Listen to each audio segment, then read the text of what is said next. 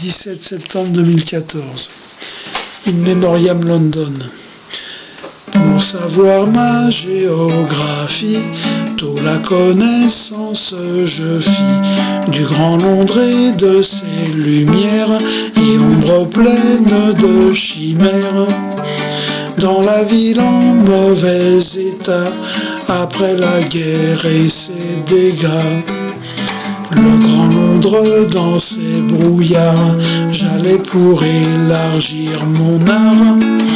Sur la Tamise des eaux troubles, je regardais quand il se double à l'Imaus les steamers qui remontent depuis la mer. Et dans ce vieux quartier chinois où souvent dans la bière se noie, les beaux chagrins, y avait des pubs où j'entrais en sortant du tub. Au comptoir une rangée d'hommes, c'est cela fait dans cet aquarium, faisant fi ça pour boire leur pinte avant que la cloche ne tinte. Et devant le jeu de fléchettes, d'autres finissaient leur mojette. Et saucisses arrosées de bière à la lueur des faibles lumières. Pour mettons un demi-shilling, je prenais la Central Line, voyageant jusqu'à Surreydock pour aller y vider un boc. Là quelqu'un m'y montrait du doigt vers le grand dock du Canada.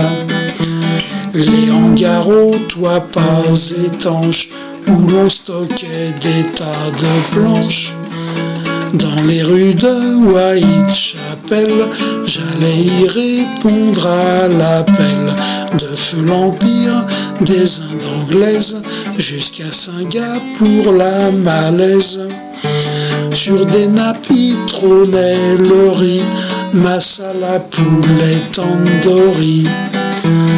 Toutes épices de l'Orient, express là dans ce restaurant. Je m'embarquais tôt à bord d'un cargo de la Compagnie des Indes pour voguer vers l'Orient d'alors, vers Calcutta ou Bangalore. Mais cette croisière fut très brève, assurément ce n'était qu'un rêve. Sorti de la lampe d'Aladin, comme on en fait dans les jardins.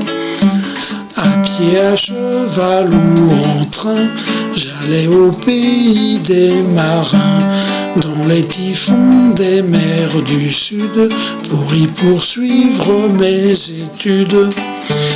Depuis toujours j'ai vu en Londres le point central de la map monde, d'où rayonnaient tous les passages au nord-ouest de mes voyages.